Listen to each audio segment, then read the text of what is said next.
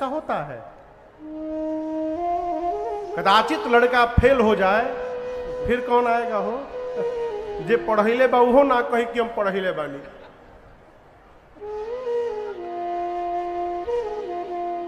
यही बक्सर स्टेशन पर एक अध्यापक, मैं नाम नहीं लूंगा, एक अध्यापक थे, रिटायर्ड हो गए थे। उनके साथ मेरे चाचा जी भी थे। तो जूता पॉलिश कराने के लिए जूता पॉलिश वाले के पास गए। बच्चा जो भैया बैठे जो जूता पॉलिश कर रहे थे उनके पास गए, बोले जूता पॉलिश कर दीजिए।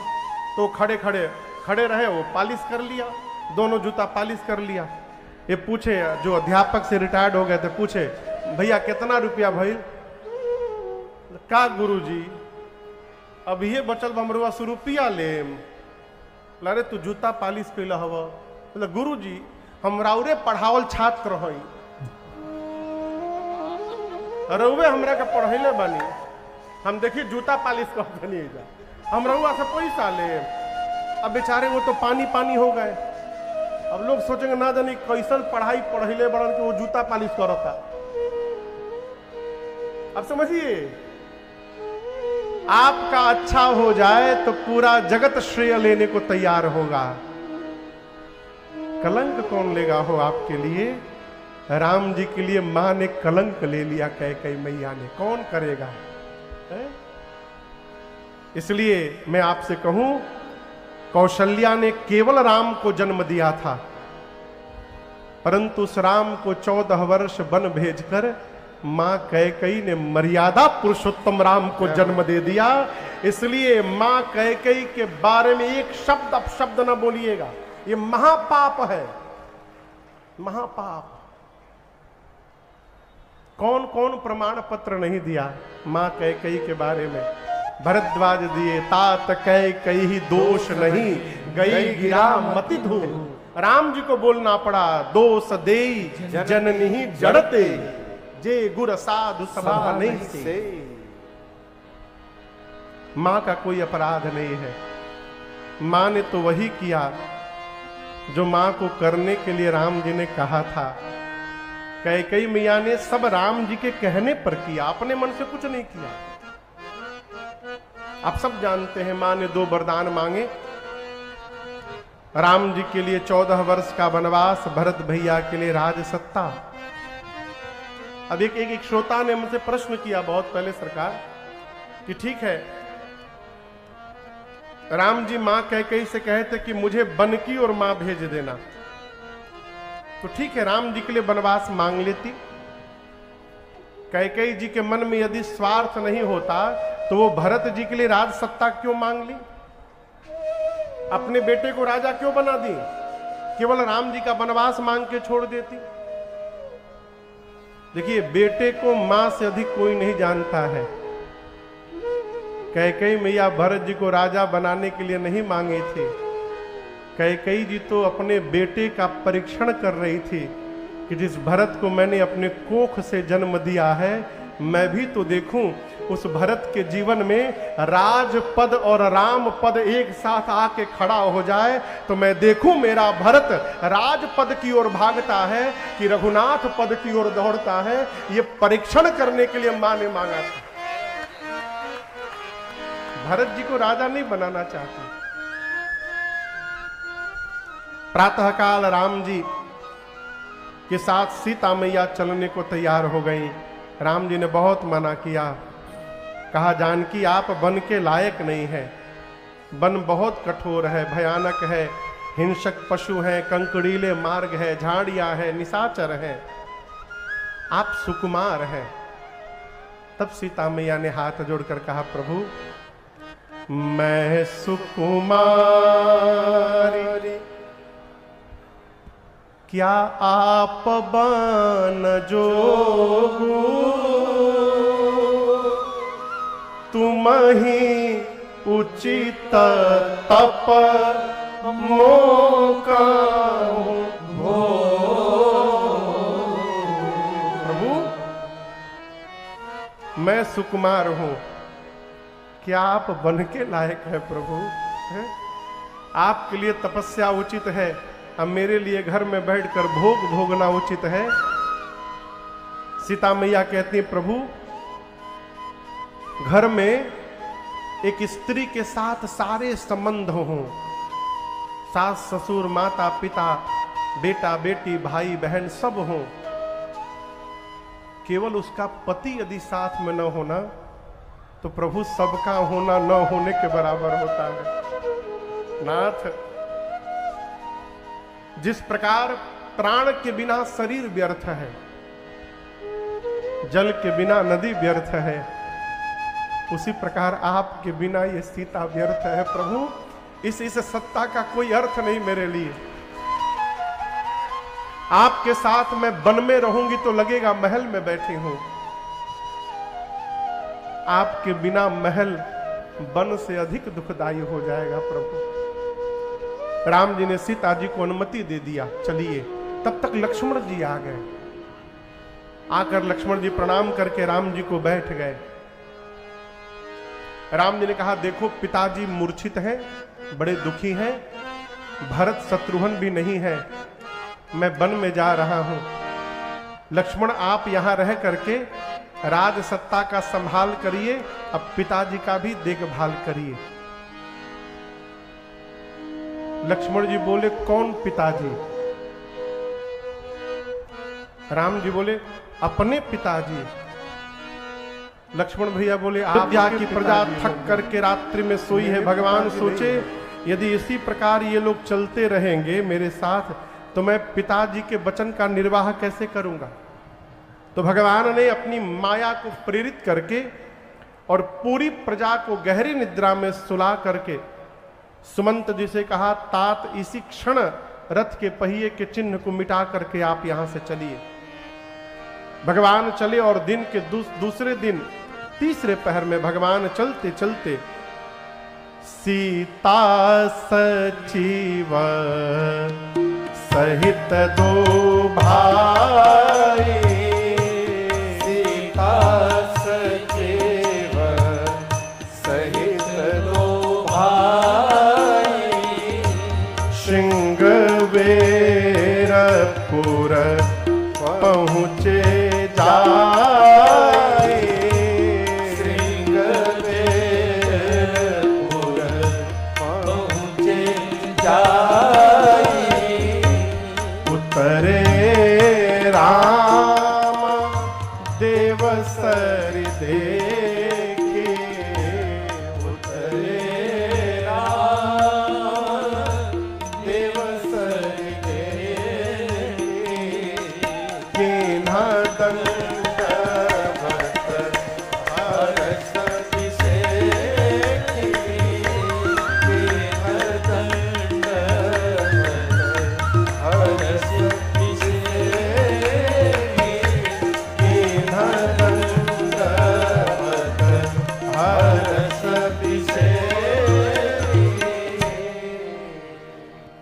भगवान चले। दिन के दूसरे दिन के तीसरे पहर में प्रभु श्रृंगवेरपुर में पहुंचे हैं।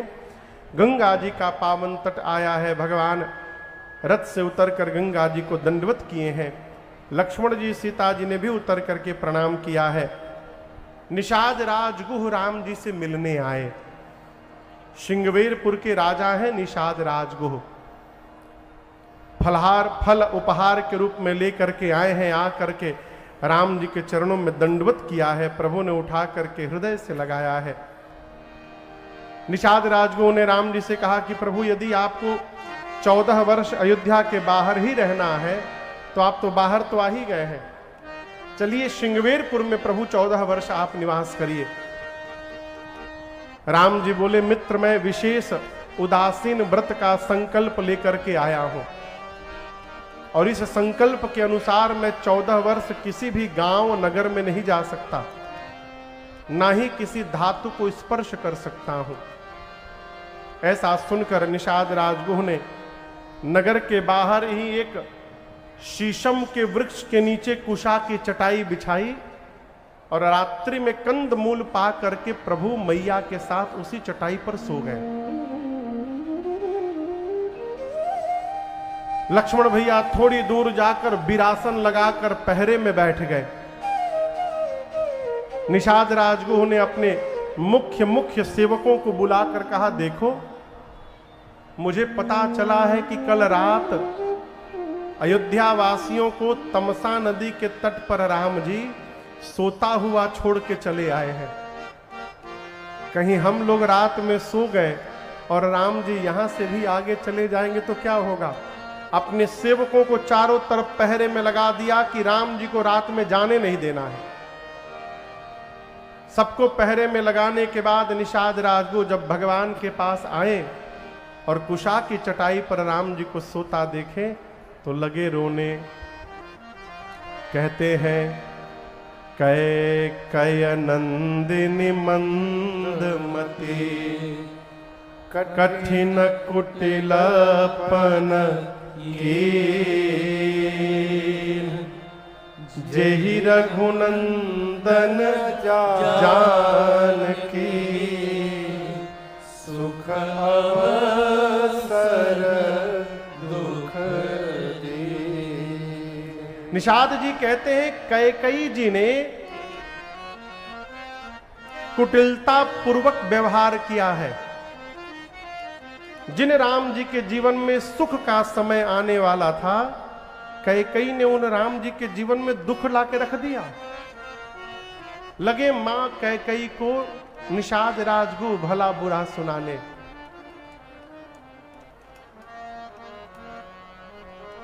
एक बात कहें हम आपसे, बोली जिसको अपना मानते हैं ना, उसके खिलाफ सुनना बंद कर दीजिए। क्यों? ये सुनने से ही संबंध समाप्त हो जाते हैं। जिसके साथ जीवन भर संबंध लेके चलना है, उसके खिलाफ सुनबे न करिए। न सुनेंगे न मन खराब होगा, और न मन खराब होगा न संबंध समाप्त होगा। निषाद राजगुह मां कैकेयी को भला बुरा कहना प्रारंभ किए।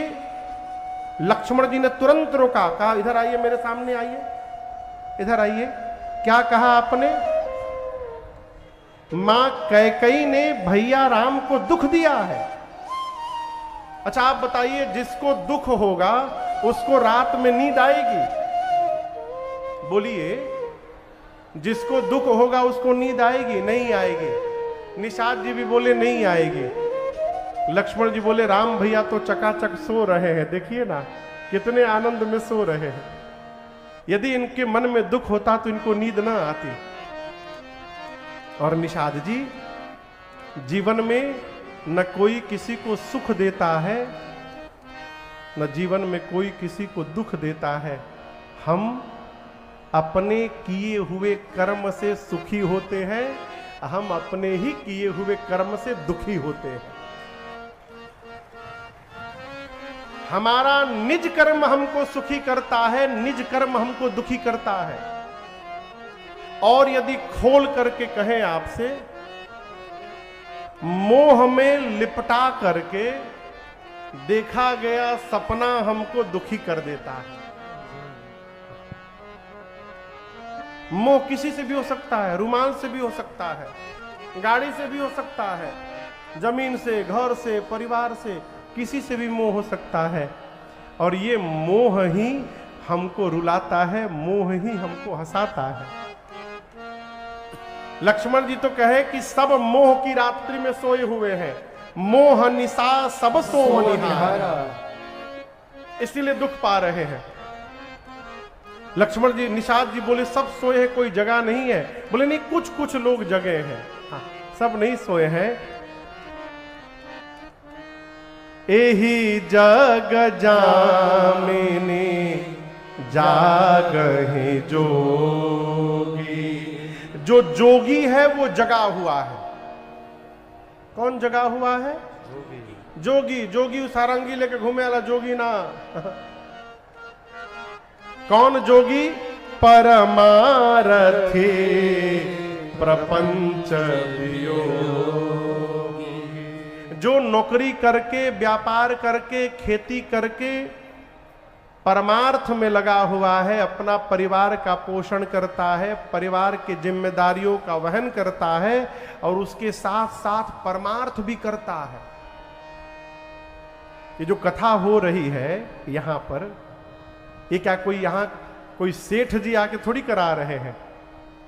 इस गांव के अभी आप ही सभी जितने छोटे छोटे भक्त हैं, ये पूरा सिमरी गांव मिलकर इस आयोजन को पूर्ण कर रहा है, तब जाकर ये स्वरूप प्राप्त हुआ है। क्या पड़ी थी आपको राम कथा कराने की? और ही कोनो काम उम ना रहे, इतना गर्मी में लोग आयल पंखा बिना घुमा रहल बा 3 घंटा से, है का दरकार रही कथा करे के? यही परमार्थ है। जो नौकरी करते हुए, व्यापार करते हुए, खेती करते हुए परमार्थ में लगा हुआ है, परिवार का पोषण करते हुए, वो इस मोह की रात्रि में जगा हुआ है और वही अपना असली कार्य कर रहा है। और ये सरल नहीं है, बहुत कठिन रास्ता, बहुत कठिन है। इसको सरल न समझिएगा। अरे चलता डहरिया, डहर बुझाता ना। हमने की सरकार जब कहीं दूसरा जगह गाँव नहीं, डहर के डगर कर देनी जा और सीधा लोग बुझ जाओ। अरे चलता डहरिया पीरा जाला से दुर्बा दुर्बा बलमुआ के गाँव में। बहुत कठिन है साहब, बहुत कठिन है। मोह की रात्रि से जग जाना ये सरल व्यवहार नहीं है, बहुत कठिन है। करना क्या है? अपने कर्तव्य का पालन करते रहिए। कैसे पालन करते रहे? धर्म पूर्वक। कैसे पालन करना है? धर्म पूर्वक। देखिए, जब तक संसार के विषय से वैराग्य नहीं होगा, तब तक भगवान के चरण में अनुराग नहीं होगा।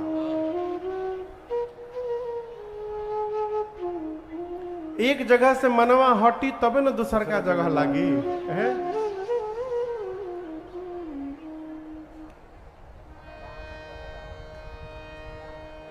विनय देव कुमार चाचा एक गीत गाते हैं।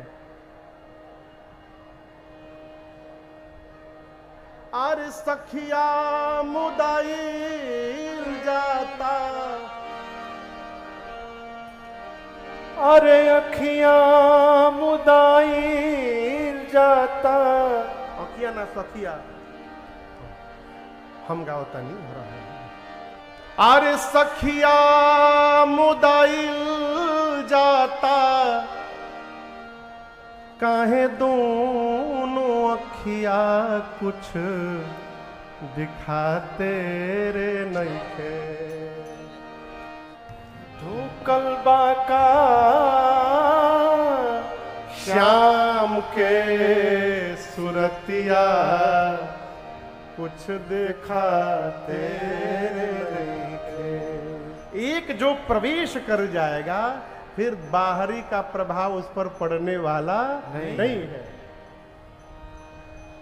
मन जब तक विषय से निकलेगा नहीं तब तक भगवान में लगेगा नहीं।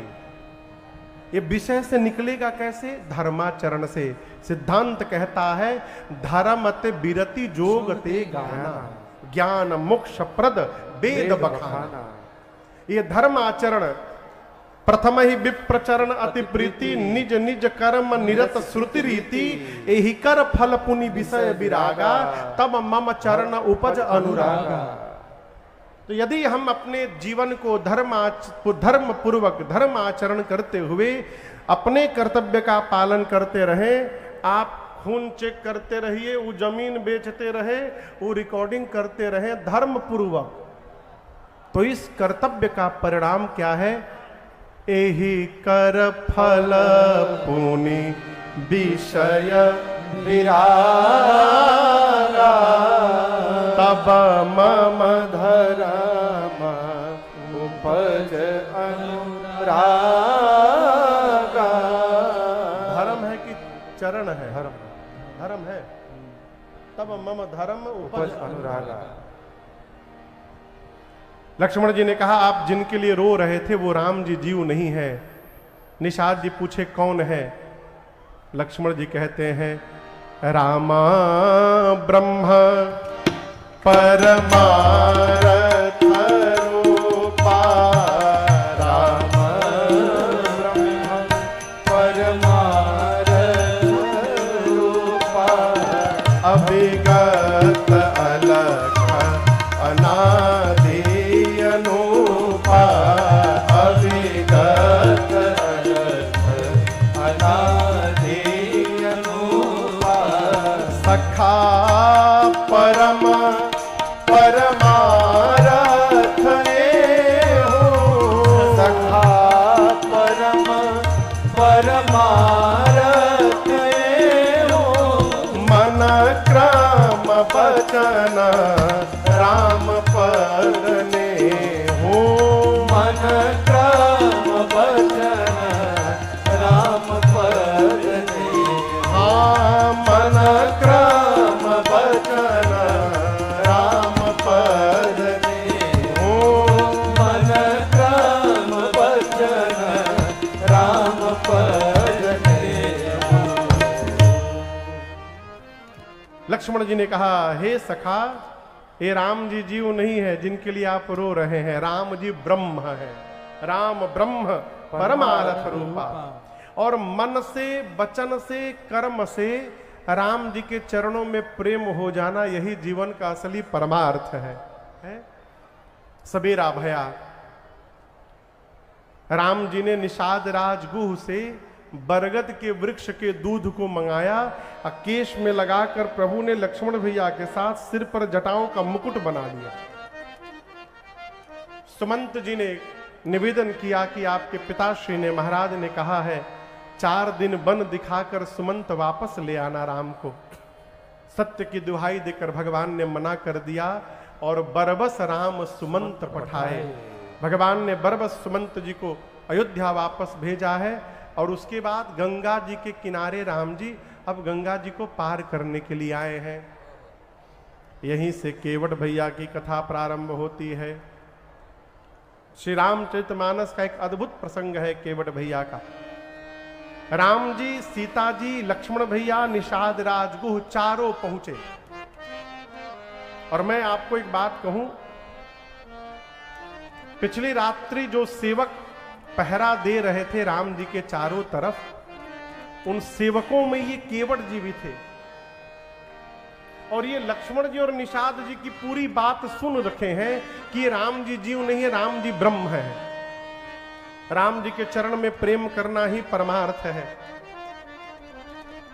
सवेरे सवेरे केवट जी दौड़कर निषाद राजगुह के घर गए और जाकर बोले, प्रभु हम एक प्रार्थना लेकर के आए हैं। हम चाहते हैं ना कि आज गंगा के किनारे हमको छोड़कर कोई नाविक न जाए। निषाद जी पूछे क्यों? बोले हम चाहते हैं कि राम जी हमारे नाव में बैठ के उस पार जाए गंगा के। प्रभु मेरी अंतिम इच्छा पूरी कर दीजिए। निषाद जी बोले कोई बात नहीं, पूरी कर दी। पूरे नगर में डुगडुगी बजा कोई भी नाव चलाने वाला नाविक गंगा किनारे नहीं जाएगा। केवट भैया गए, जल्दी दौड़कर, नाव किनारे बधी थी, किनारे से नाव खोले, उस पर चढ़े और नाव ले जाकर बीच नदी में खड़े हो गए। सोचे यदि किनारे रखूं और कहीं राम जी सीधे आके चढ़ जाए, बोले ले चला, फिर क्या करें, इसलिए पहुंच के बाहर रखा जाए। राम जी पहुंचे हैं। अच्छा आप बताइए, राम जी लक्ष्मण जी में से किसको नाव मांगनी चाहिए थी? बोलिए, क्यों बोलते नहीं थे? लक्ष्मण जी, क्योंकि लक्ष्मण जी सेवक हैं। स्वामी किस गाड़ी से जाएंगे, कैसे जाएंगे, इसकी व्यवस्था सेवक को करनी चाहिए। तो नाव किसको मांगना चाहिए था? लक्ष्मण जी को। राम जी काहे मांग लिए? देखिए, जा रहे थे लक्ष्मण जी ही मांगने, लेकिन राम जी जान रहे हैं कि आज केवट जी नाव लेकर आने वाले नहीं है, मना कर देंगे। राम जी अपने भाई साहब को भी जानते हैं कि इनको ना सुनने की आदत नहीं है। यदि ये मांगने गए और केवट ना कह दिया तो तुरंते बाण निकाल के मार डालेंगे। भगत को बचाना है, इसलिए राम जी ने लक्ष्मण जी से कहा कि भाई साहब मैनेजमेंट पहले सीखिए। आप सीखिए कैसे कोई सामान किसी से मांगा जाता है, आप ढंग सीखिए, मैं सिखा रहा हूं। लक्ष्मण जी बोले सिखाइए प्रभु। लक्ष्मण भैया पीछे आ गए, राम लाएंगे गए किनारे, मांगी नाव लेकर के, और जो केवट जी का बोले हम ना ले आए, न केवट आना।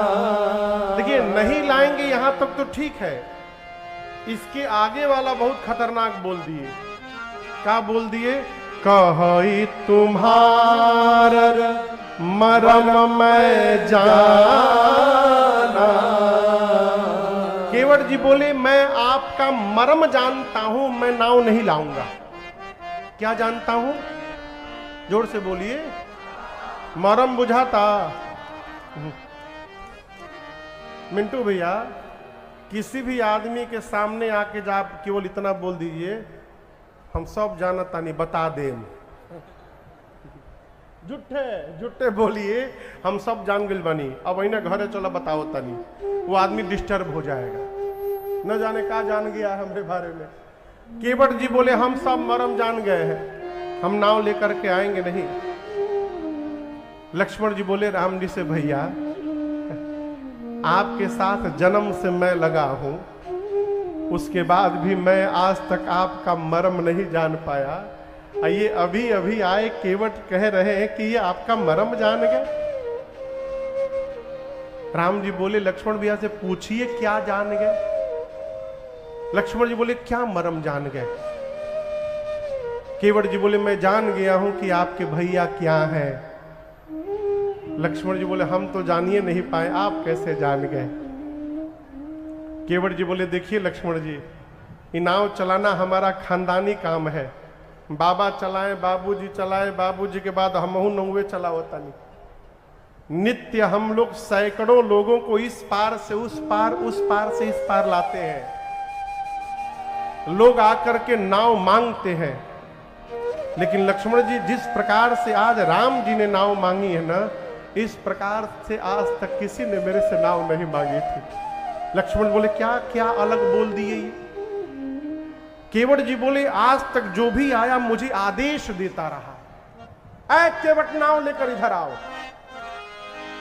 आप समझ रहे हैं, जो भी आता था क्या करता था, आदेश देता था, नाव ले आओ इधर। हम आदेश नौकर को देते हैं, सेवक को देते हैं, लेकिन राम जी ने आदेश नहीं दिया है। राम जी ने मुझसे निवेदन किया है, क्या आप अपनी नाव लेकर के यहां आएंगे। और निवेदन हम उससे करते हैं जब ये मानते हैं कि जो वस्तु मांगी जा रही है सामने वाला उस वस्तु का मालिक है। राम जी मुझे इस नाव का मालिक समझ रहे हैं, इसलिए मुझसे निवेदन कर रहे हैं। लक्ष्मण जी आज तक जो आया नौकर बनाता रहा, पहली बार कोई आया है जो मुझे मालिक बना रहा है। और सामने वाले को मालिक बनाना ये जगत के मालिक को छोड़कर दूसरा कोई नहीं कर सकता। मैं जान गया कि राम जी कौन है, मैं मरम जान गया हूं। अहेने जानी आई जी लकड़ी के नैया के, अरे नारी ना बनाई जी लकड़ी के नैया के। क्या बोले हो? रौरी घोड़ावा के धूरिया से डर लागेला, बड़ा डर लागेला। केवट जी बोले प्रभु मैंने भी आपके विषय में सुना है, आपने पीछे पहले कभी किसी पत्थर पे पांव रखा था अपना। लक्ष्मण जी बोले हल्का में ले तारा भैया के हमरी तू, हल्का में हमारी अखिया के सोझवे रखले रहलन, टाइम ना लगल फट से पत्थर स्त्री में बदल गई। केवट जी बोले यही बात के तो डर बा। अच्छा ये बताइए लकड़ी कठोर की पत्थर? हाँ पत्थर। केवट जी बोले यदि कठोर पत्थर स्त्री में परिवर्तित हो सकता है तो इस लकड़ी के नाव को स्त्री बनने में कितना टाइम लगेगा आप बताइए। ऊपर से ये नाव मेरी पानी में रहने के कारण पानी पी पी कर और मुलायम हो गई है, ये तो तुरंत स्त्री बन जाएगी। हम इतना बड़ा रिस्क लेने वाले नहीं है राम जी। गोड़ धुलवाइए, पांव धुलवाइए, जड़ी बूटी बाहर निकाल देता हूं, उसके बाद जौना घाट पर बोलिए पहुंचा दूंगा। मना कर दिए, नहीं लाऊंगा नाव। लक्ष्मण जी राम जी से बोले भैया एक बात बोले भैया, पहली बार आपने मैनेजमेंट संभाला था, फेल हो गया। आप नाव मांगे, मना कर दिया नहीं लाऊंगा। मैं मांगता, मना किया होता, अब तक मैं बता देता। राम जी बोले इसीलिए तो नहीं मांगने दिया कि आप बता देते। अरे कुछ भी है तो क्या है, केवट मेरे भक्त हैं। लक्ष्मण जी बोले अच्छा, आप कह रहे नाव ले आओ, वो ला नहीं रहे हैं, मतलब जो आपकी बात न माने सब आपके भगत। राम जी बोले और कौन मेरी बात नहीं मान रहा है? लक्ष्मण भैया बोले पीछे मुड़ के देखिए, 1.5 घंटा पहले सुमंत जी को बोले थे चले जाइए अयोध्या, देखिए पेड़ के नीचे खड़े हैं, रथ लेकर गए नहीं है। उनको आप तब से कही रहे हैं चले जाओ, ऊ जा नहीं रहे हैं। इन भाई साहब को आप कही रहे हैं आ जाओ, ई आ नहीं रहे हैं। इसका मतलब आप जिससे जो कहते हैं वो उसका उल्टा करता है। राम जी लक्ष्मण जी से बोले ये बताइए, वनवास हमार भई रह कि तहार?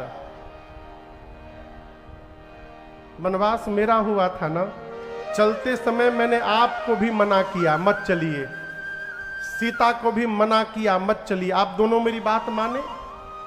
आप दोनों ने मेरी बोहनी बिगाड़ी है घर से निकलते समय। उसका परिणाम है जे मिला था कि वो बत्तियां निखे माना था मार।